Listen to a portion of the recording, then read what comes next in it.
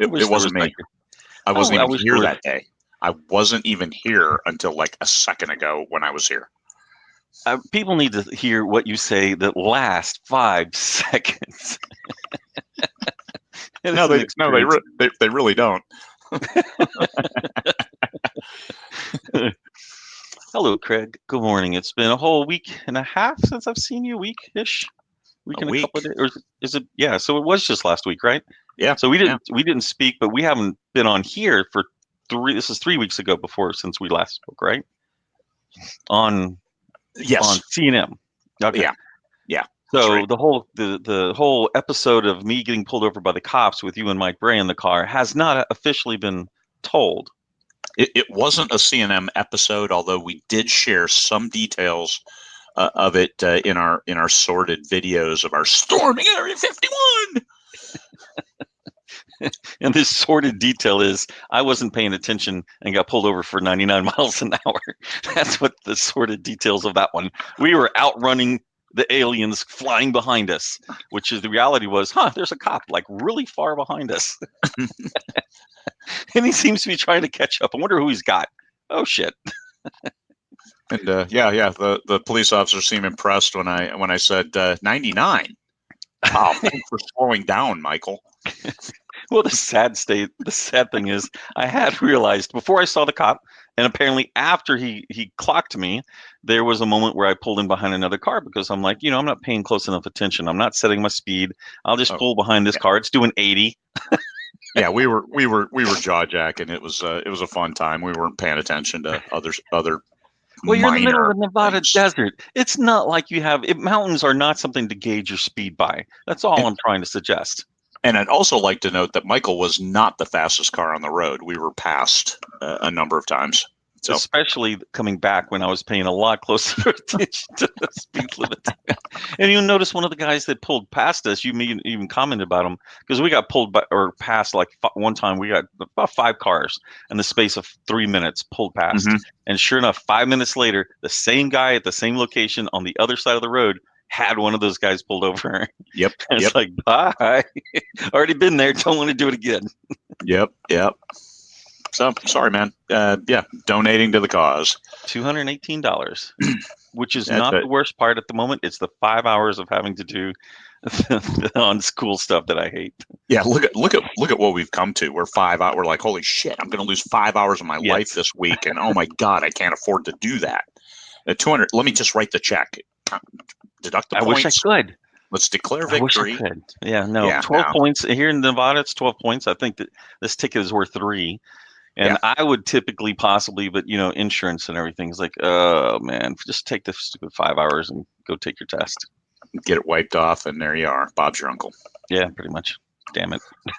So we had 2 questions we were going to explore today. Scaling up is one of them, and we were talking about that before we came live. Before Michael went on his profanity laden diatribe.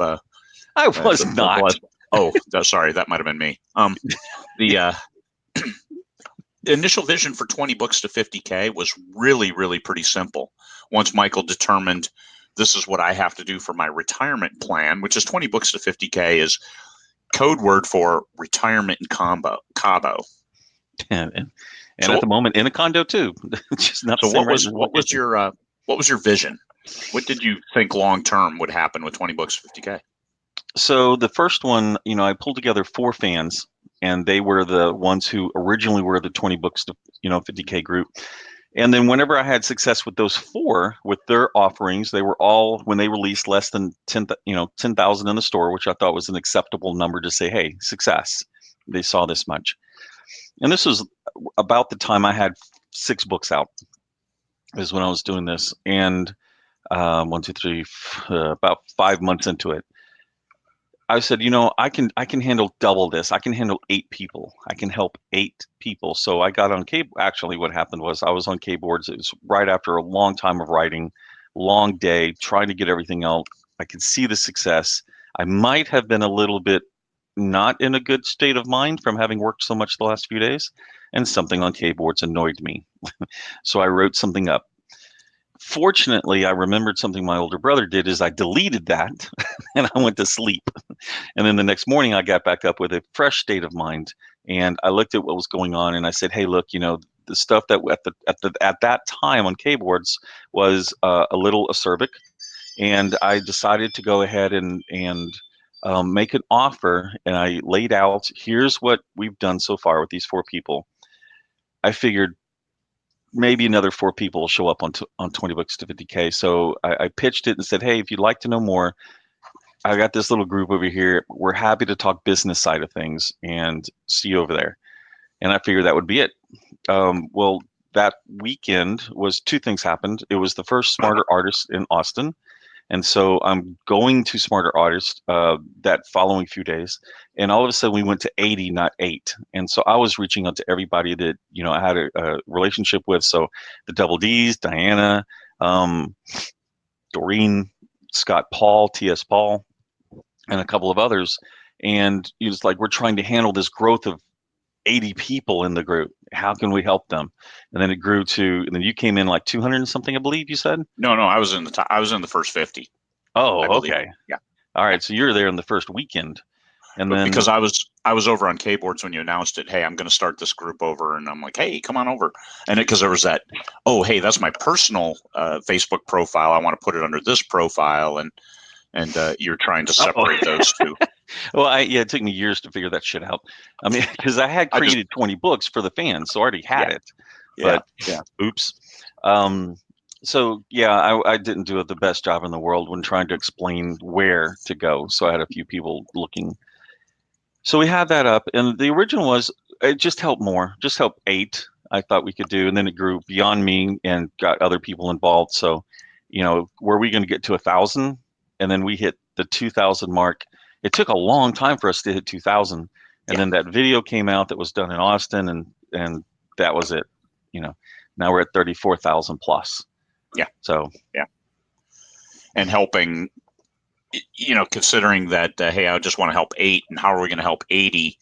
And now 20 Books Vegas is at 1,100 people for a single show that people have invested so significantly, taking vacations to come and talk 20 books, not 20 books, but talk about their own careers. Because this is what 20 Books is all about. It's about you, not us. I mean, yeah, we get to stand on a big stage, but we're just facilitating. We're facilitating and helping you go through your smorgasbord that's out there to pick what might work for you, try it, and work from there. So 20 Books, when I came on board, it was selfishly, I had not read any of Michael's books. I did later, like right after that. I'm like, oh, okay, let me see what the buzz is about. And but I came over for, hey, I want to learn how to be a better author, and that's what this group was supposed to be about.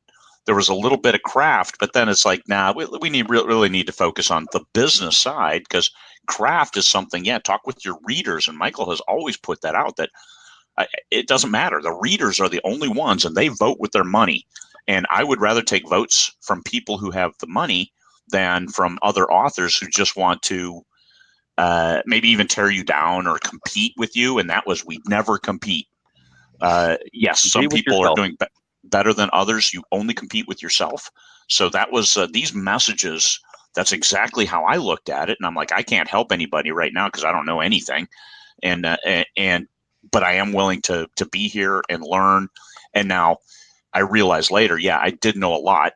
A career in the Marine Corps, a lawyer, and oh, by the way, I was a business consultant. So I had numbers, I had law background. Well, see, that's the interest. Well, let's talk about. I love interrupting you because you'll get on a roll, and it's just I will diatribe. But that's one of the things that a lot of us bring to 20 Books that others don't think about. I had a consulting business. I had an online, offline sales consulting business. So I had already done Facebook ads. I'd already done Google ads. I had already been part of YouTube video ads all before I started my company. I built my own website because guess what part of my company did? We built websites. So I already understood a lot of the social aspects of those things, but I would have failed a test if the only question was related to what is an author's platform. I would have failed it. That's it. I would have gone back to this because I didn't know what the term meant. I had not studied anything related to indie publishing or authoring. So, but you already knew. You were just looking at, I don't think necessarily you were trying to look, but it became very natural for the gravity of what needed to be done to apply to your existing knowledge. That's Okay, you right. can continue. Your existing background, everything you bring to the game, you bring a lifetime of experience. So nobody starts raw. Nobody. Even storytelling. Everybody's a natural storyteller. I mean, I remember standing in front of my mom lying about something I did that I trying to convince her that I didn't do. With And the there it chocolate all is. over your face, did not eat it. Deny, storytelling. So that's Denied, we're, denied. we're, that was another conversation There's last week that part where your lawyer part, lawyer that we're parts. not going to talk about. So, um, these are the things you bring when you start putting those words together and forming sentences that engage a reader and then guide them through a new world, a new existence. So that's something that nobody starts off at ground zero. Maybe a new baby, but they got a lot of life to go before they can start Yeah, jamming we're the all words. readers, right? They're little fingers. Yeah, yeah, they're not going to fit on a full-size keyboard. They will on an iPhone keyboard, let me tell you, but Yeah, that's yeah, completely different. But to your point, we all come in as readers as well. yeah. You know, Yes, you have some capability. You're not that raw on I the read business side. thousands of science fiction books, so I think I was very well positioned to know at least know what I liked. So I wrote it, and when I went back through it, it's like, okay, I don't like this. And now after working with Larry Martin on Write Compelling Fiction, now I know why I didn't like certain things, so I can put a term to them. But still, this is me after me writing for 3.5 years full time. I finally can put some terms to it, but it's still reader experienced. Nobody starts at ground zero. And how do you leverage that? And that's another thing. 20 books to 50K. Those are all great adds to the group as a whole. Here's what I bring. There's a cops and thriller writers group that Patrick O'Donnell started, and it's the same thing. It's like, hey, we can answer those questions for you, but also we have questions of our own, especially different jurisdictions. But these are the great things. It's not that Michael Anderle has to personally help 4 people or 8 people. It's if we can create these conditions to help one person who then helps 10 people, Yeah. then all of a sudden we're at 34,000 people. We have 1,100 coming to the show, and we're going to talk. We're going to shake hands, and we'll have time for a few people, but not everybody is going to get that much of our time. Michael Anderle's time, or Kevin J. Anderson's time, or Mark Dawson's time, but if they help one person who then helps 5 people, who then helps 5 more people, and then you look at the groundswell of support, and that indies supporting indies, that's the rising tide. So that's our vision now. Started off with, I want to help me be a better author, and then how can I reach that hand back to help the next person up? That's it. Really, the simple premise. And then on my side for the IT, if anybody knows the history of Linux, Linus Torvalds, and how he wrote the original kernel for Linux, and now Linux powers a huge portion of the internet. Linus Torvalds had nothing to do with a lot of that building whatsoever. He only focused on the core. So when I built 20 books, I built it in such a way of thinking of what happened with Linux, going, I'm going to create these 2 rules, which have been perhaps watered down a little bit, perhaps a little bit more politically correct in some cases, or less offending as perhaps I might have done, which I'm not arguing it's a good idea. But there's only 2 rules, and it's amazing how many thousands of people have gotten kicked out because they can't handle 2 freaking rules, which is don't market yourself. And the original reason for that was we have too many authors with really wonderful hearts and no money. I did not want anybody trying to um, put themselves across that heart and say, hey, I need just 99 cents, just 99 cents. Help me get here. I didn't want that in this group whatsoever because the protection was for those who shouldn't spend it, even though they had great hearts. And Yep. the other one was just be an adult or don't be a jerk or whatever else might have been said in the early days. And that's the one that usually the marketing gets them knocked up. They just like, oh, that rule must not meet for me. Or they want to spat off and say what their opinion is, which they're welcome to do in someone else's freaking group or their own. You know, if you want to say something that's nice, go ahead. Or even if you want to say something that is How would you say it, Craig? It's basically, look, this is criticism, but it's meant well and it's said in a nice way, not in a horrible way. And that's the compatriots, not competitors. Because if you want to tear somebody down, that doesn't raise you up, and we're all about raising people up. So we don't allow cover discussions or blurbs and things like that because it's we would be overwhelmed with 34,000 people. So we really, really have to keep the rules streamlined, and it's more of an architecture and a buffet, and maybe sometimes you do have to dig more into certain areas.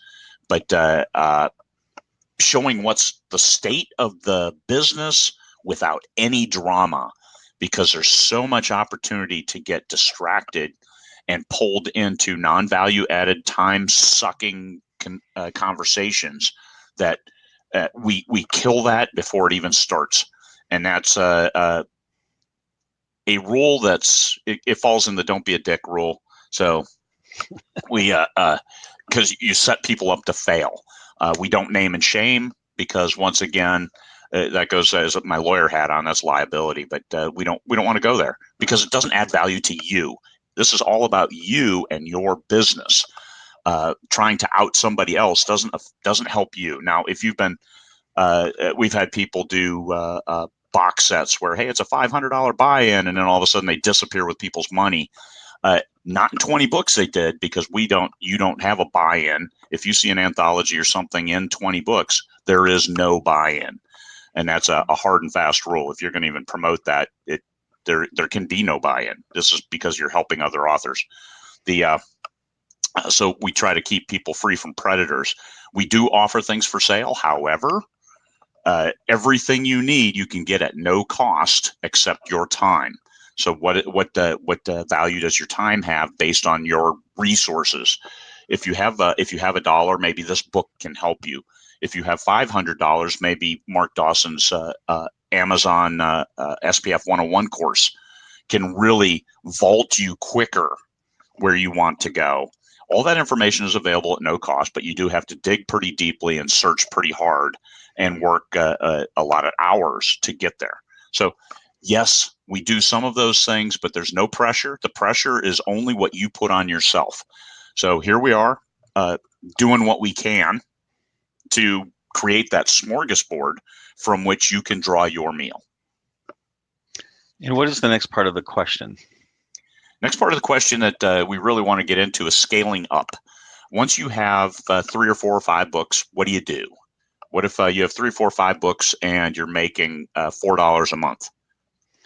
Well, those are interesting because one of them, there you can't scale up on $4 to $5 on 4 to 5 books a month. It's not even feasible. So what's obvious is there's a lack of the ability to penetrate the market with the product you have. Is it any of the core? Is it your cover? Is it your title? Is it your blurb? Is it your content? Right? We don't criticize content because we don't look at it because there's thousands of places and thousands of books to go get about how to write a book. But if you're not paying attention, like it's not resonating, or I've heard this many, many times over the years, my reviews say it's great. Okay, let's break that down logically. If my reviews say the book is great, you have at least one of 2 issues. Either you're not marketing to a group that is large enough for you to make money on it, or somehow you have a very finite group of people who could like this book. Either one of those is a mistake. So either you're not reaching your potential market, and we had a discussion yesterday here at the company related to one of our what I would have called a sci-fi book, but it's honestly a mystery book set in in a future location, in time. And so the question was, well, are you marketing it as a mystery book that's sci-fi or a sci-fi book that happens to have a mystery? Well, at its core, it's a mystery. So I had to think about that and adjust the marketing for it. So, or the fact that I could use it in both places, quite frankly. Well, and something like that, actually, on that one book, I was looking at that as well. And I'm like, that's The Expanse. So, which gives you a monumental amount of readership to target with your mystery. Oh, by the way, just make the science fiction enough that it's a nice backdrop on which that mystery is painted. So no, that's you go after the biggest group of readers, and genre equals marketing. You go after the biggest group of readers that might like your book. Yes. So that, so even now I'm quote making that mistake, which is not technically a mistake, but it is something to allow me to go after an additional side of the marketing. But look, everyone believes my book is the best yet. It might be, but if people aren't buying it, that ain't, and your goal, let's clarify that. What is your goal? If your goal is a literary award, you don't need more than a few hundred people, right? It happens to be the right few hundred people, but you don't need more than that to accomplish your goal of a literary award. But if you're looking to do a typically 20 books to 50K, people, sometimes I'm explaining, it's like making money is in the name of the group. That's kind of one of the goals. Not put anything down on any other goals. That just happened to have been mine. So, but presuming then that you're wanting to make money, then we have to fix what the core problem is. Your first book, especially, we'll talk series in a second, but your first book should be capable of making you hundreds of dollars, as you see it, because series will help you grow. And then next thing you know, you're 10 times that and you're 10,000 a month, but it should be able to. Is it a length issue? There are different caveats to that of how do you understand what this book is doing for you. My first goal, I knew as a whale reader, bring out 3 books, because whale readers they want to see three, 4, 5 before they'll get active in it. I've since learned that there are people who love book 1. They want to be the first to find it. Call them hipsters if you want. They want to be the first to find them, right? And so they're constantly looking. And if you hit them with the right cover, hit them with the right tropes, they'll try it out. And then if it's a situation of too many people throwing out, then a little bit of advertising, not much, but a little bit of advertising will at least get you enough to be seen. And that means not your brother, not your mother, not your sister, not your dad, not your uncle, people you don't know willing to give you money, which is not free.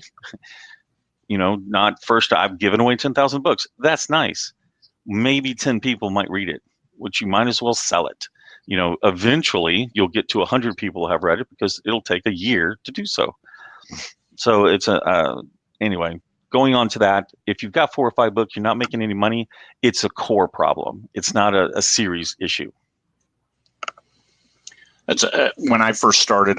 My first 4 books were in 3 different genres, just because I wrote what I wanted to write, and I didn't go after any one market specifically.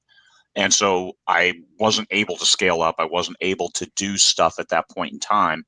Once I wrote books 3, 4, 5, and 6 in one series, then I started realizing, seeing that upward trend, that climb in the sales. So it's for series. The first book, the third book is usually where you start seeing traction, but that first book should get some resonance, and that's Michael's minimum viable product. You can search MVP on 20 books 50K, and you'll find a number of different posts on that and what that looks like. Let me talk real quick. Around the world and here in the United States, around the world, ebooks are not a big deal. Especially in some countries, they're maybe 2% of the total books sold. And that if you go into Latin America, if you go into certain aspects of Europe, if you go into France, ebooks are not the biggest thing. So why is America itself so massive in the book? And we say it's massive, and then we have an ongoing argument with other groups who say, oh, it's falling. It's like, no, you're just not seeing what we're selling. But what's going on here is you need to realize people who are, once again, what I call whale readers, people reading 1, 2, 3, 5 books a week. They're not going to the bookstore in order to get those books, because they can't handle their fix that way. So these individuals who are doing that are whale readers. And guess what? We love, as a whale reader, I am one, we love the characters and we love the story, and we want to be in it for a while. So we have 2 options, either a lot of books or a really big book, one of those 2. So what happens then if you're only doing, a book across multiple genres, the whale readers who are in ebooks in the first place aren't paying that much attention to you. So you have to raise your hand even harder. So just think about it. And this is something I only thought about since Craig mentioned this. And that is, the whale readers who want a lot of books are the ones using ebooks. We're the ones selling ebooks. We're not in the stores. For the most part, we're not in the stores. So those people who only read 1 or 2 or 3 books a year, they are mostly going to the store. There you go. There's a difference why series seems to work better in ebooks, because those who would love series have Kindles or similar. The ebooks are easy, especially with the advent of smartphones and smartphones with big enough screens that you can actually read comfortably. So anybody can buy a book and put it on their phone and then read it at some point in time.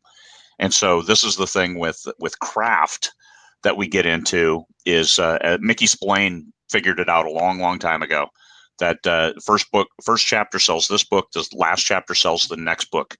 And we strive to keep the reader reading. Edgar Rice Burroughs, Robert E. Howard, every paragraph had some kind of conflict, and you kept reading because you wanted to know what happened next. Not necessarily cliffhangers, because you don't want to end a book on a cliffhanger in certain genres, and also probably because you want the readers to want to read the next book. You want them to be satisfied with this book, and that's us as pulp fiction authors, because we feed the people who read a lot of books. So there's that certain amount of craft that you have to do, where Elmore Leonard said specifically, I leave out the parts that the readers tend to skip. So you have to write with your readers in mind. And this goes back to, if you have 5 books and none of them are selling, you're either targeting the wrong genre with your marketing, or there's something fundamentally wrong with your story in that people start reading and then bail out and never pick it back up again. So how do you find that? Only the readers can tell you. So if you have somebody who has read it, then that's where you start asking questions. Even if you only have 10 people on your newsletter list that signed up organically because they got to the end of your book and they signed up, ask them, what did you like about this book? What didn't you like? And they are an untapped wealth. And this is something else that Michael Anderle taught back in 2016, is he had his Facebook group of Arthurian Gambit fans, and he asked them questions. What did you like about this story? What do you think? What do you expect to see next? What about this element? How many of you love Asher, the dog? I mean, all those questions that then he helped in his mind. He built that. This is what the readers love. This is what the most vocal people are talking about. And don't let the people who are the most vocal overwhelm the whole message. Because I let one guy get in my head on after Terry Henry Walton 6, and I rewrote Terry Henry Walton 7 based on this one guy, and it's my worst reviewed book out of the entire series because I wrote it based on his vitriol, and then he 1-starred book 8. So I need to listen to the preponderance of the fans. This is what the story. This is where the story is taking me. So then you keep leading them in that direction. I think an interesting aspect also that we look at, and they say, well, how do you know if your book 1 is actually failing or you're not getting enough people to it? One of the strategies or one of the tactics is, we know Amazon, if you're KU, right? I don't think any of the other wide, and we're definitely going wide ourselves here in LMVPN for certain products, not all of them. But if you take a book, let's say it's a 60,000 K book, right? Most are typically longer than that. And you were to take that book and break it into 3, so you got 20,000 word books, and you happen to release those really quickly, 1 week apart, boom, boom, boom, you should see a fairly high read-through rate between books 1 and 2, enough for you to understand if there's a problem with the core of your book or not. And that was a strategy that I told to Scott Paul, and he implemented it, and he did very well in his first few months just with that series he had. He took what I thought was originally a understanding of how many people read book 1, and he just made it a series and then set them up at $2.99 and sold well. And he did this back in 2016. But you can still do the same concept, which is, if you're not sure, break apart your first book, put the covers on there, even if it's the same cover with different colors, call it 1, 2, 3, release them quickly. Are people reading all the way through? Because if they're not, you got a problem with book 1. Yeah. A problem with that start. You can get the book in their hands, but then they don't stick with it. And that's with KU. You have to guesstimate based on your book's rank. So you see a book rank all the way down to 3,000. It's like, okay, how many books did I sell or have borrowed in order to get that rank? And that might be 100 to get down 3,000 or sub 3,000. So 100 books, you get no reviews, and then book 2 comes out and you don't get any rank on book 2. something is fundamentally wrong with book one. And this is the data, how you have to look at the information that's available to you. And that's the challenge. Because Michael's first series, it took off because it compelled the reader. The readers wanted more. They told their friends, and all of a sudden, with minimal advertising, he's up to 10 grand a month on book four, up to 40 grand a month by book six, because it was just the snowball was picking up and growing as it was heading down the hill. But we've had other series, and I personally have had a series this year with Michael, the Monster Case Files, that I targeted the wrong readership. We had the wrong covers, and the cover, it turned people off before they even got to the blurb, which told them, which was fairly enticing. Hey, this is going to be a cool story. You're going to like it. If you're an older reader, that's cool because that's who these are for. But they never got that far. So you're either targeting the wrong readership or the stories are bad, and those stories are fine. It's just we never got the right readers into them. So those folks who did, we asked them, we love this story, but man, that cover's a real turnoff. I just read it because it was you. And I'm like, okay, well, hey, thank you for that, but let me fix the covers and let's go after people who will stick with the story then. And that's what we're doing now. The new covers are really styling. So we just need to target the right readership with those stories. A little bit of tweak on the text and the internal product. Yeah, don't fall in love with your baby because you're going to sell it. So yeah, and you are your worst judge of the quality of a book. You may love your book. One of the books I love the most is my worst seller. So it's important that the readers, the ones who vote with their money, that's the ones you give it to. The book I wrote, the second book I ever wrote, one of those four books in those first three genres, that is one of my biggest selling books of all time. It's right after the Terry Henry Walton Chronicles, but still before my Judge, Jury, and Executioner, which I absolutely love. But this old book is still hanging on, still making sales every day, still holding on to that number 2, number 3 spot.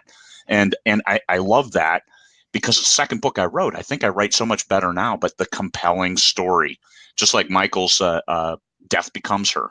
That one, it's like, okay, yeah, I think I write better now. I can do this. But still, it's that book is the biggest seller that Michael has because it is the compelling story. It's the one written that you thought about forever, and that passion of getting those words down and that story. And we put a shit ton of advertising on and it. you just money. It's kind of like you know that it sells, right? So you put more money so that you sell more, and if you have a really long series, your ROI is pretty amazing. But I just wanted to say, yeah, it's the best selling, but oh come on, let's admit that we put $100,000 of advertising against the series, but they got to be at book one to get it. So yeah, but you were making 40 grand a month without spending. Yeah, true. Yeah, I was at $100,000 a month, and I wasn't even doing 3% of my sales against advertising. Because you were finding those, you were exploiting that whale reader market. Yeah, and and once they got in, they just power read all the books, and there it is. One of the interesting things we look now, LMBPN has over 600 titles, right? We have over 200 audio titles the company has produced. We get to see a lot of the reality now of doing series because we've done, I don't know, 30, 40, 50. We've done a lot of series. And to your point, we failed spectacularly on some of them. And you can learn a lot from the failures more so than often the success. But so we've been better at times about canceling out series. It's like book 4. For what series that we cancel, others would call great success.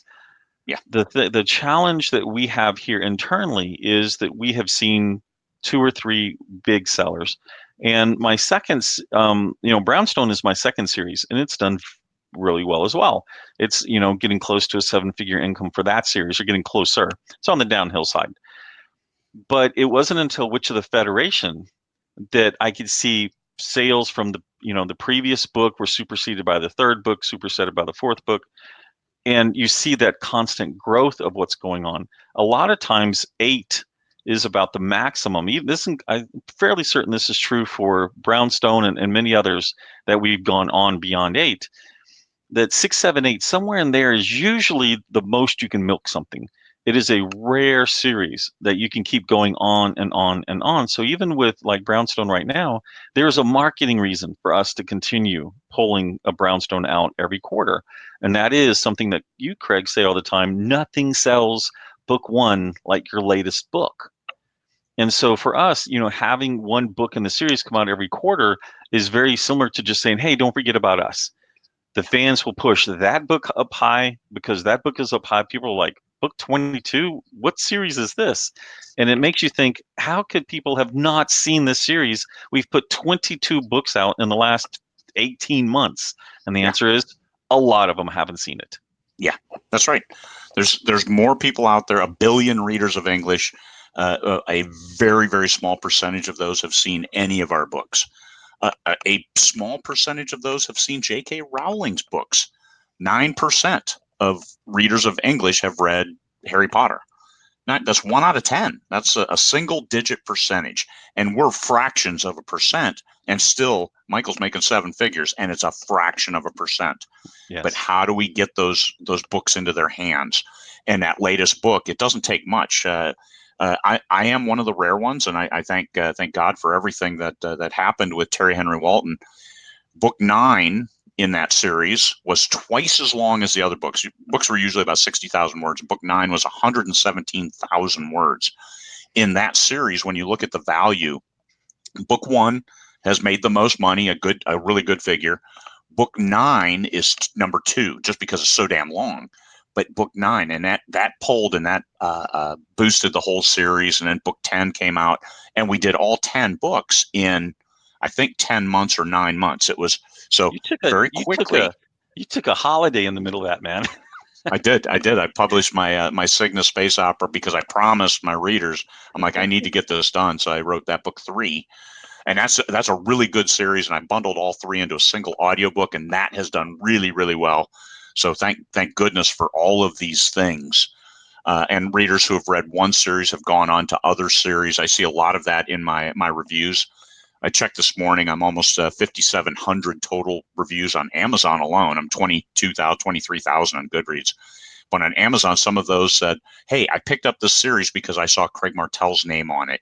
And this is what I really and originally sought, was me as the brand, because I like writing so many different things. I get tired of characters over time. Like Terry Henry Walton, I've got 2 books left, and then I'm done with him, even though I did insert him in the latest Judge, Jury, and Executioner just because I have to. Nothing like a purple-eyed werewolf to keep things exciting. So, and that's not even Terry Henry. That's his wife. That's because she is the favorite character. So yeah, I got 2 books to wrap that up, and I'm doing that next year. Metal Legion 8, wrap that series up. Super Dreadnought 6, wrap that series up, because it's time to move on. It's time to move into a series that, if you read Mark E. Cooper's series of the space and the Were-Tiger Wars, or the Merciari Wars. And Mark has since moved on. I'm not sure where he is, but he was happy living a solitary life and an introvert. He just liked being in his own mind and living that way. And there was so much. The indie movement was so integrated with various people and asking questions and being involved that I asked him, I'm like, hey, would you like to come to London? And I think he took that as a shock. And I felt bad for even asking, but still, he's an amazing guy. A lot of us owe him a lot. Extremely intelligent, and he did a data analysis. He analyzed the data he could get, and at the time it was minimal, and still he said, here's what you can get from that. Here's a different way to look at that. Really great. He was also the one who tapped the audiobook market. He did that, and he's like, here's how I did it. And he shared openly, and that was a really cool, great for him. That helped us. We all helped each other at the time, but Mark was right there at the front and helped us significantly. But Merciari Wars, if you like that, the series Mike and I have coming out next year will be something like that. but I haven't better. read it, so I I mean, don't. I throw out better just because that's it. It's me. I'm going to write it, and I'm going to do a great job at Anything it. you Otherwise, do, otherwise, Mike will be mad at me. I'm like, I don't know. I don't have. I didn't realize anything we had spoken about was similar because I haven't read it, so I don't know. So, so But it has scaling some up. amazing. So, you asked something a little bit while ago, scaling up, Yeah. right?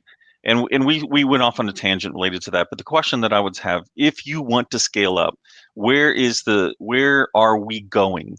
And you'd mentioned before about business. Your hat was in business. I happen to have seen this because I was in the IT field when this happened.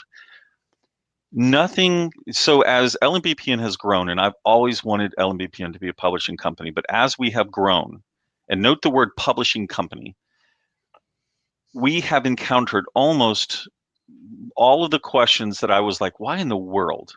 Notice my tone of voice. Why in the world would a trad pub company do something like this?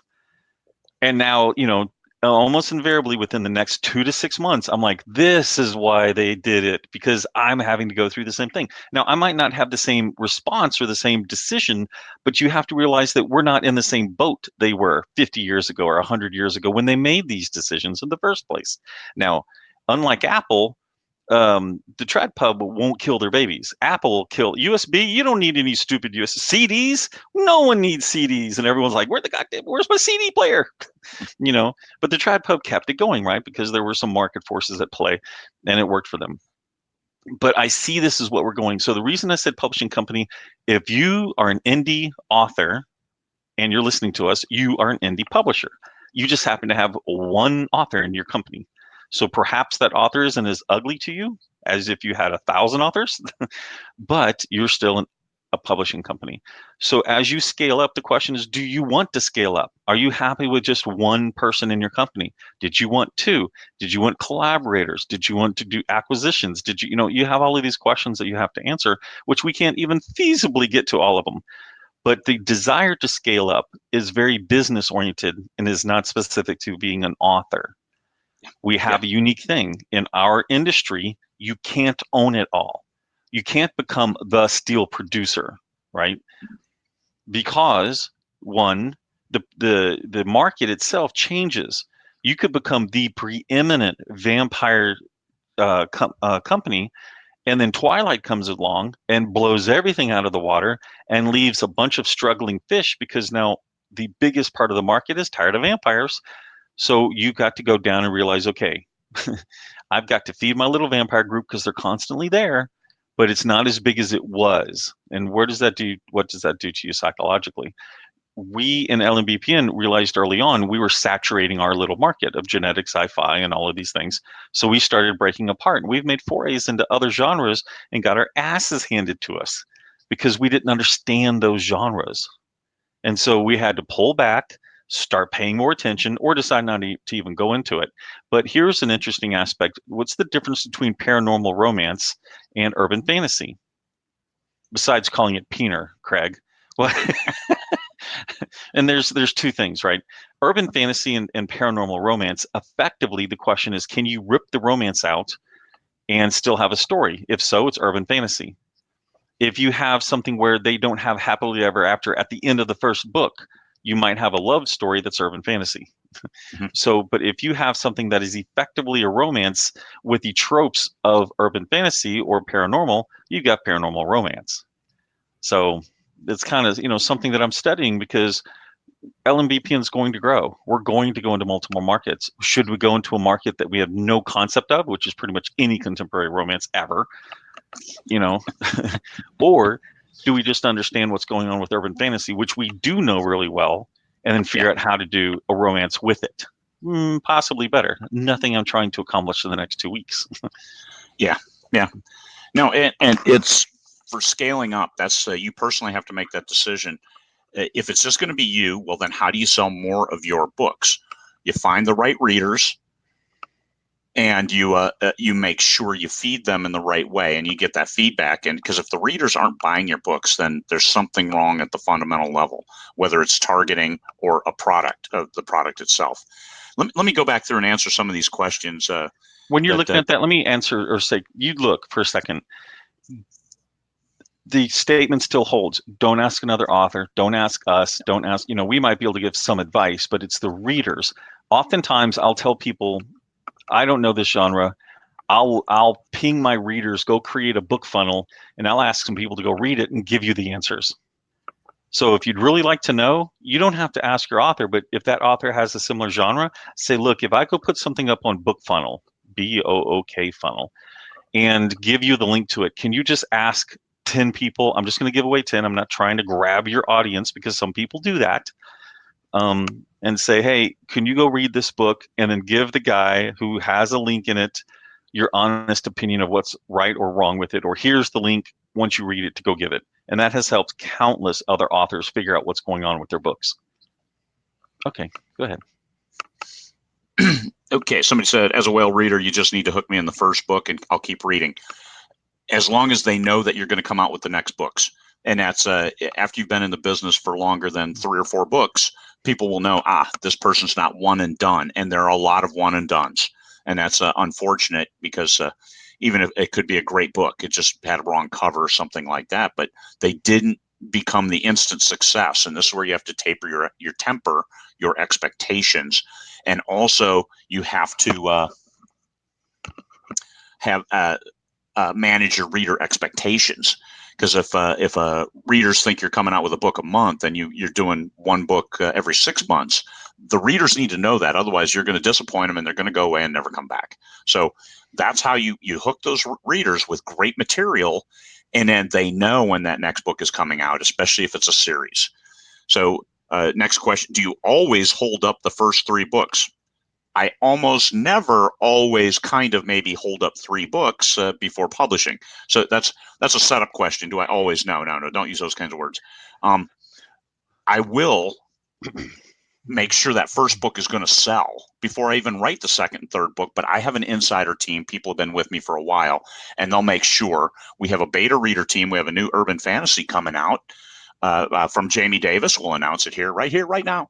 To an audience who's not our audience.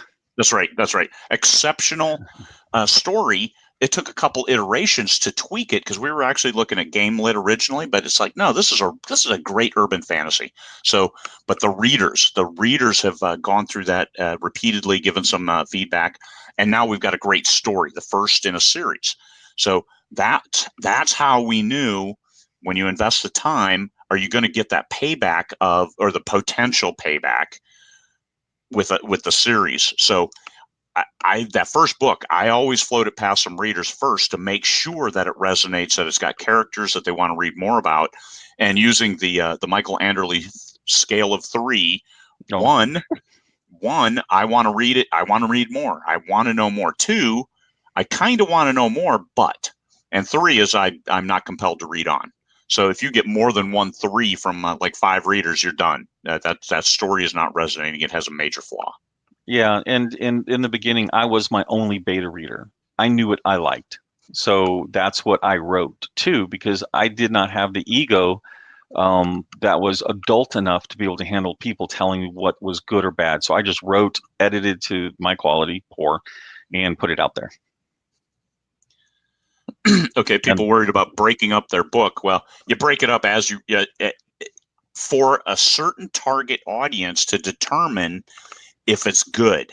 It's not like you're going to take a book, a 100,000 word book, and break it up into 10 sub books, put it back on Amazon, and then sell the damn thing. Put it on BookFunnel and send it to readers in 10,000 word chunks and see if they like it, or smash words or no, something but that's like actually that. It's both a good question from the original part, as well as I haven't talked to Damon lately, but is it feasible? Because if you put a link in book 2, why wouldn't you do that? That is actually the ultimate additional test. Grab your 100,000, put them all in there, put links to the consecutive ones. BookFunnel will tell you how many people download it, and then give that first one away on, like, it's not Insta Freebie anymore. What is it? It's I don't know, because I left them because they started. Yeah. So I don't know either, but anyway, go give that first chunk away. Figure out if you can do it, and then find out. It's like, look, just read the first part. Find out what is your read through rate, because if that read through rate sucks between, let's say, chunks 4 and 5, you have an issue right there. Yep, yep. And that's, once again, that's minimum viable product. That's not slicing up you slice up your book, but now you're going to get real data on if somebody reads the first 10,000 words of the first chapter, 3,000 words, and then clicks through to go to, hey, I can read the second one right now. I want to read that. And Wattpad would do the same thing, wouldn't it? I have what's that? never Wattpad. Would Wattpad do that? I think Wattpad does that too. But you get that instant feedback. But on BookFunnel, you can temper it down and leave just or taper it down so you have just 10 people, which is easy for calculations. If you have 10 people who are avid readers, read that first chunk, and 4 go to book 2, the next chunk of words, especially if it's just a chapter, you got a real problem in chapter 1. And that might be a sample way. And that's what we're talking about. We're not talking about breaking a book up and offending the readers and taking a good book and turning it into something that's unsellable. No, not at all. We're talking about how do you get the data? Like 10 went to book 2, 10 went to book 3, 10 went to book 4, 4 went to book 5, 4 went to book 6. Like, what happened between 4 and 5? So this is the data you're looking for from a non-biased. If you've got that cousin that you don't like, but he likes your books, well, then that's okay. But your mom, don't trust your mom. Your mom's going to read all your stuff and say it's great because you're her baby. So I would like to question, though. Good clarification question. But that's right. In the conversation, it's not just break up a book. I did that with what is arguably my best book, my one thriller, is I published it in 2 chunks, and that was horrendous. That was an absolutely horrendous experiment. And once we consolidated it and then made an audiobook, now it's much, much better. It's still a good book, but God damn, breaking that in half. Yeah, that's by genre. It also relevant. I mean, there's so many caveats to this. It's hard to say anything that works across all genres, all age groups. Yeah, I would like somebody to read my book and tell me what genre it fits in. Well, that's you got to do that research. That's on you. Yeah, that's true. My first books are multi-genres. They're paranormal, sci-fi, military, action, adventure. The thing is, you can only market to one genre. Mm-hmm. So if it's that, pick a genre to go. You don't have to explain what all the genres are. Just market it to the one. And for me, it was vampire, right? But I did that, and it worked for 3 or 4 years. And if you go look at book 1, Death Becomes Her, it doesn't look like a vampire book. It looks like a military book right now. Genre equals marketing.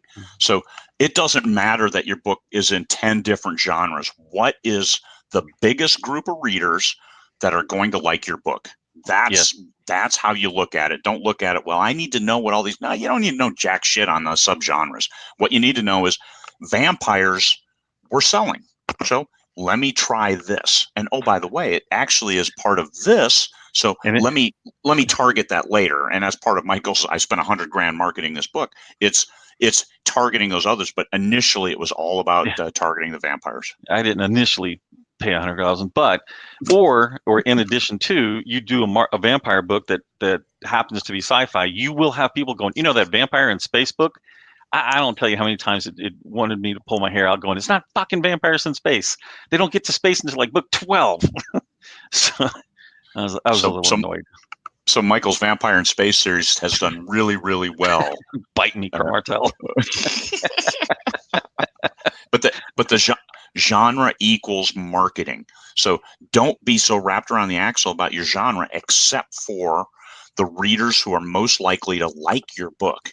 So if you have romantic elements, but you don't have a happily ever after, and you try to market to romance readers, you are going to be slaughtered. And yeah, really. you'll have to burn. And if you've used your real name, you're going to have to burn that and go and emigrate to a new country. And no. But you're being a little bit. Maybe actually you're not.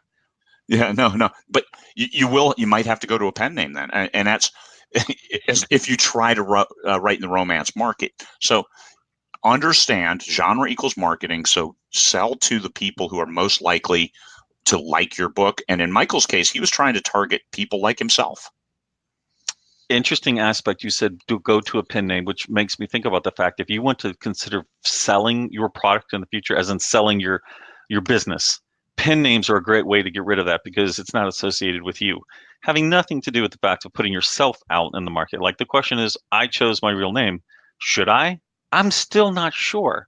I mean, it really is cool to see Michael Anderle's name on all of these things, and it was great ego gratification.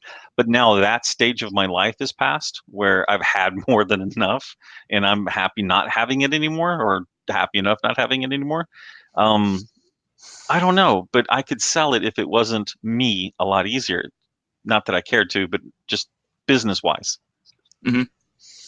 Yeah, and this is where Michael and I, we don't have the same business goal. For me personally, it's about Craig Martelle Inc. getting passed down to my heirs. My stories that I like and I want, hey, here, this is for my family. And if they want to sell it, well, that's on them. I'm going to be gone. But I personally am not going to sell Craig Martelle Inc. At any time soon because I don't need to do that. So I'm sorry. What's the phone number and address of your son? No reason in particular. I just wanted. Australia, and he'll be there. He'll be there in Adelaide. Yeah. So of course, Prolific Works. That's the new name for Oh, thank you. Insta Freebie. Thank the listeners, I should Yes. say. I wasn't thinking you. Yeah, You're not paying attention as a parent by your face. I suck. No, I'm reading this. The question. See if there's anything else. We answered everything. Okay, Not a I think we single answered the question questions. Yeah. But just holding books up. We don't hold books up if they're not viable. We want to make sure they're viable first. We may, based on release strategy, and I think there's a book on that called Release Strategies that might appropriately answer titled. some of those questions. But it all comes down to a business plan and managing reader expectations. In my case, my readers are good with a book a month in a series, and in later series after they're already hooked and in them, then 6 weeks to 6 months in between books, as long as I've still got other books coming out in between. And also, me as the brand, they liked books that I wrote personally, and the co-authored titles were uh, pale shades of what my readers were able to get into and willing to pay for. They voted with their money, so and they voted for me. So I'm writing more, but I'm writing not as much. So I release a new book not writing not as much. So every 6 weeks I'll release a new book, and that's the readers are satisfied with that, and I get a nice bump. And between publishing a book a week and publishing a brand new book every 6 weeks, my revenue has stayed the same. So yeah, there's all sorts of conversation around that one. That's for another show. Yeah. It was interesting as you were flying into Vegas. You had stopped between Alaska, Anchorage, Alaska, and were landing in Seattle, right? And you were telling me how many. Fairbanks to Seattle. Fairbanks. And you were telling me how many words you had pounded away on the keyboard because you had this you had this time on the airplane. And so I made a flippant comment related to, well, obviously then going on airplanes is what you need to do in order to write better. And your reply was classic. You're like, I just need to stay off of fucking internet. Yeah. Couldn't get on the internet, so let's write a story. Yeah, I got the trip down to Vegas and back. I went down on a Wednesday morning and I flew back Saturday morning. I got 12,000 words in those 4 days, and 2 days were almost completely doing nothing but storming Area 51. And a whole day of Sam's Town and everything else. And Sam's Town and other facilities in order to set up these conferences, and a lot of the conversation about the conferences and other elements. So along with storming Area 51, but those 2 days of writing, it was amazing what you can do if you can get away from some of the other distractions, like the show. I mean, the show is vastly time consuming, especially on the home stretch here for both me and Michael. Michael as storage god. We now have stuff in his storage shed and how to get it out. So we have this story, right? The story is that Craig brings down his box of shit. And this box of stuff that he has is because as the guy who's looking to see what are the different things that, that are going to come with it and these really cool writing things. Yeah. So he brings down and he sticks it into my air conditioned storage shed. And he brings it out. I'm like, yeah, I like this, because we were talking about these really cool mugs that Find a Way gives. And if Find a Way happens to be there and giving out mugs, steal them. I mean, take them. No, I mean, accept them. do what you have So to do to get one. yes, do what you have to do, because they're really freaking cool. But so he has one that's kind of sort of like it. And I'm like, yeah, I like that. Well, during this talk, he like randomly grabs it and throws it back into the box. And I'm like, what the hell are you doing? I'm taking that with me. Which part of that did you not understand? I was listening, but I didn't hear It's because I just was looking in his box of goodies at the same time. well, we were Like, going through hey, shirts, right? We're trying to think, what the hell's in this thing? oh, hey. Yeah, so we do have a good time. We are blessed in being able to do this, and it is a part of my life that I never ever would have thought I'd get a chance to see and be a part of, and it's fantastic. Yeah, and that's yes, a couple thousand hours a year we put in for the conferences, but I'd just get in trouble. I'd probably light myself on fire again if I wasn't doing doing the shows. So I do need to do them, and the gratification of doing them. I mean, as we go down the home stretch, it is amazing who we get to talk to and work with and converse.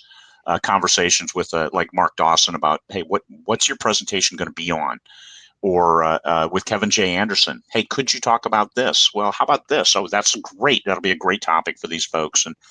And all conversations, of course, will inevitably turn to Rush, as they should, as With Kevin, as the specifically with greatest Kevin. band ever. Yeah, yeah. Well, Mark Leslie Lefebvre as well. Anybody from Toronto, if you're not a Rush fan, well, then don't even try saying you're from Toronto.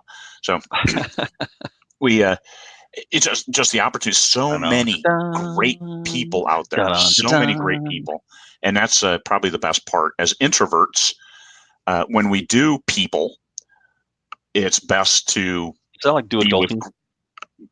We do great people. Yeah, it's adulting. Yeah, when you have to get out of your house and your shell, let it be with people who you can relate to and easily converse with, and have a good evening with at the bar. Even if you're not drinking, it's perfectly fine because you have so much in common. Hey, did you get answers back? Because Craig, in his very taking care of everybody, really pounded them on, can you keep the bar open later? We have the hotel. Can you keep the bar open later? And then, of course, he's like, I'm more than willing to tell them from the stage, don't fuck this up for us and make too Yeah. much noise at the bar. Well, and that's why they usually shut it at 11. But we asked for they offered maybe two, so I countered with three, and they said, well, we're not going to open until 3, but we could possibly do 2. Okay, what's it going to take? Well, they can't be making any noise. I said, okay, I'll tell them. We don't name and shame in this group unless you're the person who gets the Ram's Head bar shut down for everybody because you're making too much noise.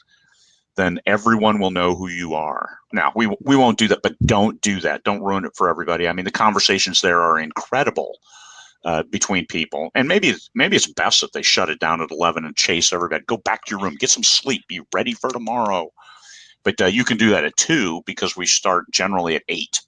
So 8, we have some sessions, but we record everything so you can watch those when you get up. Make sure you get enough sleep. Make sure you don't drink too much. And if you do, well, then go get enough sleep. Water is available right there. But it's don't make it so hard on yourself that you self-destruct during the show. You don't want to, or you don't want to be so tired that you don't get anything from the sessions you go to. Fill that notebook with great stuff. Well, a different notebook. Any heathens and blasphemers write in the conference notebook. My God, I can't believe anybody would possibly do that, but people will. And if you write.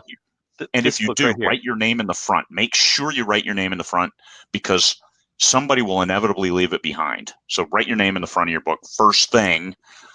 Who the hell imprints black on black? Oh, wait. Who wears black? It's slimming, I hear. Yeah, that is why I wear it. a nice Under Armour, which is appropriate to the brand and everything else. But black slimming shirt. I wear this son of a bitch all the time. It helps me get over my lack of diet. Is my thought. I have to say, I like the black on black. The red on the debossed on red, the moleskin. I'm not sure I like that as well. I like the black on black where you got to kind of angle it to the sun to see how it turns out. I don't know. I like the red. The red is the one I'm writing in right now. What Craig and I are talking about is he handed me when we went to Sam's Town last week. He handed me a bag of shit. Actually, Jim Slater did. Jim Slater, yeah. Gave me a black bag of shit, and in it were both notebooks. And I'm trying to figure out because I'm like that little boy at Christmas, even though I'm 51-ish at the moment. I'd look at Craig one point and go, "How old am I?" He's like, "Well, how am I supposed to know?" I don't know. I don't remember either. Which Bray thought that was hilarious. Oh, by the way, quick funny story. 3 weeks ago, Craig and I are talking related to conference stuff, right? And in it, one of my recommendations is people you need to go and meet Mike Bray. He's one of the best when it comes to teaching you or explaining how to be like the ultimate salesman related to conversational style. So Craig and I have this this conversation, and I knew what I was doing when I did this. So Mike Bray, who wants to know exactly what's going on, he ends up getting 100 friend messages on Facebook, and he has no freaking clue In one why day. in one day. So go and friend him because this shit is hilarious. But anyway, so it bugs the crap out of him. And he's trying to figure out why, because he put no content out. He has no idea. He finally notices that the friend messages, a lot of them include friends with Craig Martelle. So he goes, aha, I know who did this to me. It was Martelle. It was Martelle. So he goes, he reads through all of 20 books. This is like on Sunday evening. He's trying to figure this shit out again, because it's been bugging him what he said the whole weekend, which I think is still hilarious. But so he goes through twice. He said, I think he goes through, he sees the conference video with you and I talking about the conference stuff. He goes, I don't need to know any of that. So finally, after bugging him one or two nights, he decides to go watch that video. And in the middle, I mentioned, because it did say, finally he started to realize that a lot of the friend requests also said, or Michael Anderle is a friend. And he reads that, or he watches that, he realizes I horked him, which I did on purpose, because both he really is the best just talking and stuff. So Yeah. He is a nice guy. He is all of those things that I said. And He'll be at the show. He'll be at the show, which is why if you watch Craig's Storming Area 51, you'll see Mike in the background. And I'm like, this is Mike Bray. Because one of the things I said is he'll be the only guy there without a cowboy hat. So Mike tells me just a few days later, I saw that. I might not wear a cowboy hat. And then you have him in the video, and that's why I'm like, no cowboy hat? Fine. Wearing his wolf pack. Yes, his wolf pack. Yes. Yeah, so he'll have a Wolfpack shirt or a Wolfpack hat or a cowboy hat, because it would probably kill him if he doesn't at least wear those, because he does want to push his brand that much. Now he's screwed. So if you could friend him, that would be hilarious. Craig Martelle Inc. does not support this message. Michael Anderle does. Not LMBPN, but just Michael Anderle does. Wolfpack, Mike Bray. He's going to look... I thought we beat Mike Bray to death, but anyway, continue. No, I've been hurt by him a lot. I have a lot to pay up for. He took me to a whole conference expecting to eat popcorn and watch people harass the shit out of me for being an indie publisher. That's what friends do, apparently. The Western Writers Association. Yeah, I think you had a good time. Yeah, I had a great time. They were wonderful people. I'm thinking about going because the people are so good, and Westerns. I mean, stylistically and storytelling. I read Louis L'Amour and Zane Grey because it's like, I love this. You just take that and there's some great lessons there. Somebody asked a question: do you think you can ruin your pen name by not selling very many books? No, I don't think you can ruin anything by not selling very many books. No one knows anything about you. No, if you don't sell books, your name is non-existent, whether it's your real name or your pen name, and that's irrelevant until you start making a name for yourself. And then it might not be a good name if you go in and you get in political firefights on Twitter, do things that then go to your brand. And when your name is your brand, then everything you do goes to that. I know one lady who released a bunch of books, and she had a certain style. Unfortunately, an editor told her to change that style, and she believed it. And this is one of the cases where I believe that editors are not in any way, shape, or form gods. Some editors are. A lot of editors aren't. But anyway, She did a certain style. She didn't have success, and this is 30 or 40 books. This is not insignificant. Yeah.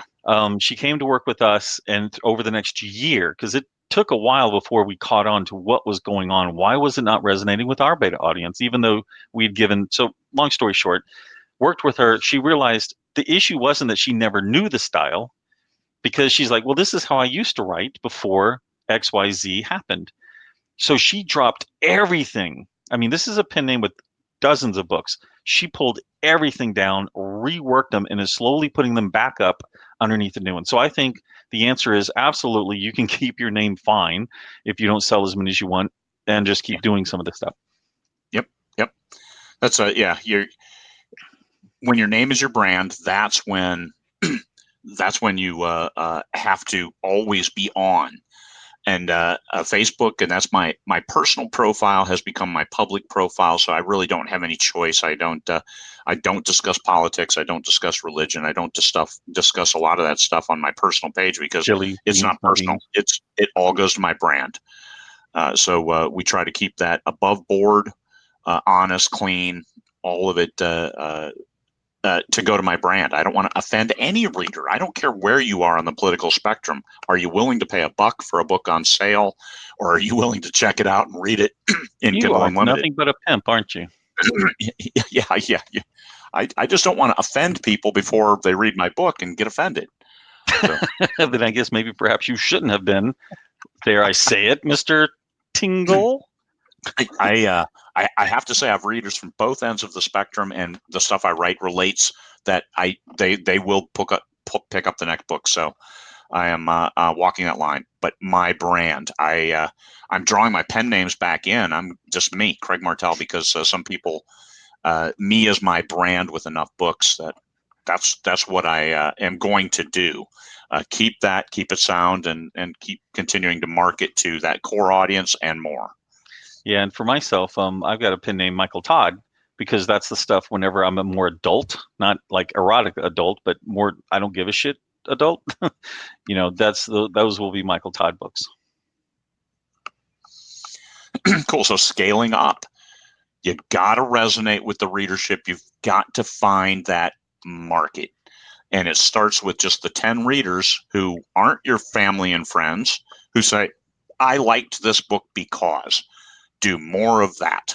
And this book might be the first 3,500 words that you've then broken into 10 different sections on BookFunnel to get them on board. And then you could say, hey, if you do this for me, 3,500. and they read, what's that? You said the first 3,500 and then break it up into 10. Like if you break it up into chapters and you do like the first half of the book, okay. You could say, I will gift you the book for free. Thank you for reading this and helping me make sure that the story is sound, that the characters resonate. So sometimes you may want to tell a story that the readers aren't going to come on board with, but we'll call it a passion project. But if you want to make money at this business, then it would be nice if your passion project made money, but don't count on that. You got to write the stuff that the readers are willing to pay for. That's the one. And you want to read generally. Right. We often say, hey, find what you want to write that also readers want to buy. Because once again, this is about making money. There's plenty other mountains to go up if that's not the case. We done? What if other authors write with, I'm just reading another question. What if authors write without you in your universe? Well, that's not going to happen. It's me. So the I am my name. Do I scale using my, yes. Because that's part of the marketing. I market Craig Martelle when I sell. Okay, so let's change that question around just maybe the way I heard. So let's say Craig Martelle has a universe, and you're willing to allow someone to come in as a collaborator. Now what? Yeah, my name's on it, and I've read it. So that's. I mean, no, but their name is their name on it. Oh yeah. I don't do ghosts. Don't get named credit. Because the readers can tell. They can tell the difference. So, but you are saying basically it's going to be George Smith and Craig Martelle. It's not going to be just Craig Martelle. So from their perspective, if it's their universe and someone's coming in, well, then you have multiple options, right? The trad pub would say your name highest because that's going to be selling the most. And I definitely know that I've lost James sales. Patterson. Yes, by not putting Michael Anderle as the top name. I know that I Yeah. have. I've seen it, so I've encountered that. But I put the other person's name up front, because they're the one who wrote most of the damn book, if not all of it, with some help of beats and other things. So, there's that question. And that's why it's so damn hard, and why I don't fear one company owning all, like Amazon. Amazon has beefed up. I can tell you in the last 18 months how much better their 47 North and different ones have been, because you can see it every 1st, 8th, 15th, 22nd, and another month. Yep. You can see that we are in an email war right now between Amazon, BookBub, and everybody else. You have certain cooperatives, shall we say, that have created email lists and they've joined them. So you're getting pockets of this. LMBPN doesn't subscribe to any of them. We have our own concept, but I'm not against any of them doing it. It is a way to compete, right? And now the challenge with those, because I was talking to one individual in the industry yesterday, the challenge with those is who's going to do the job, who's going to pull their weight, who's not going to become a pain in the ass in 6 months, there's all of these things that are challenging. Some of these cooperatives are going to bypass all of those problems, and it's going to be amazing. And being a part of it is going to help make your career like BookBub made careers a few years ago, and perhaps still does, but I don't know, because I don't get them. So I also don't submit for them. So one should need to submit in order to acquire. So, but emails themselves, we see it. It's becoming the new super race of acquiring quality emails. Let's clarify that one. Just quantity of emails doesn't mean a whole lot if A, people don't open, and B, they don't buy. Yeah. So that's going to be an issue that's going on that we're all going to have to deal with, right? But you'll always have the chance. In 2016, 2015, when I released Death Becomes Her, the mantra was, it's too hard. You can't really build an audience anymore. The easy days of 2011 and 2012 with the gold rush are gone. That was all over the message boards. And I came out of nowhere with no advertising and mediocrely okay covers with editing that was atrocious. And look where we are now.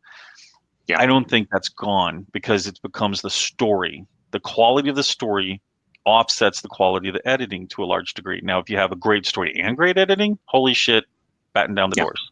Yeah. Genre. What genres can you name today that did not exist 20 years ago? Lit RPG. There are millionaires right now in lit RPG, or people making high 5 figures, low 6 figures to a genre that never existed. For those of us that are old enough, do you remember before rap music was a thing? It is going to continue. You're going to have the ability to, and the whole infrastructure. Bully romance. I mean, I don't even know what the hell that means, but it doesn't sound like something engaging to me. When is bully romance? And I'll bet people will tell me it's been around 50 years, but we used to call it this. Yeah. So it just could be a marketing switch. Old stuff, new name, new sales. Yeah. I wonder if you could do that. Could you just grab a synonym and look up bully, and what are all the synonyms, and call it a synonym for bully romance? And now you're the new first person. I'll bet you a romance writer will do that now, and someone's going to be a genius. And would you at least buy me a Coke or a Big Red? Big Red. Yeah. Bring Big Red to Vegas. All right. It's been almost an hour and a half. So we touched on scaling up a lot. But scaling up, it all depends on your first book. If your first book doesn't resonate, then your second book must resonate. And if you're not writing in series, then you are the series. And how do you make sure that your brand is what that people will then continue to buy? Because it's easier to sell 10 books to one person than 10 books to 10 different people. So if you have to sell it to 10 different people, then you have to up your marketing game, and genre equals marketing. Target that genre of people who will like your book the most. And then sometimes your book may not resonate, and you may have to start with a different book. So you just have to accept that from put on your business hat, and don't take it personally. Just write a different book, write a better book, write a book in a different genre, do something and find where you can get traction. because without any traction, 5 books with no traction is $4 a month in sales. So one book starting to get traction. Well, why have that conversation with those readers? The second book, even more traction, and all of a sudden you're going to say, yes, now I kind of understand what I need to do. And that's where you have to go. That's how you scale up. You can't just write 20 books and all of a sudden, hey, I got 20 books, where's my 50K? That's not how it works at all. You could have 2 books with 50K. I mean, it's one of those things. You can fail both sides of the coin. You don't have to get to 20 books to get it. You might need 70. You could have it in 3. So we will speak more about this. I've got a discussion. It's late Wednesday night. We're looking for the venue to be something a little bit unique. I just got the quotes back yesterday for that, so I'll be talking to Judith, my wife, about that. What was that? You did on Wednesday? Yeah, Wednesday night at 10 p.m. So we were looking at what the venue, and I've got the quotes back for what that's going to take. Oh, so, yeah. Yeah, so we'll talk about that, Craig, you and I, as soon as you quit this live stuff, because I don't want, the whole idea is I don't want to say what it is and then it just can't happen. Yeah, so, yeah. I'm going to hit end broadcast because I want to find out what it is. Hitting end. Talk to you later, folks. Bye.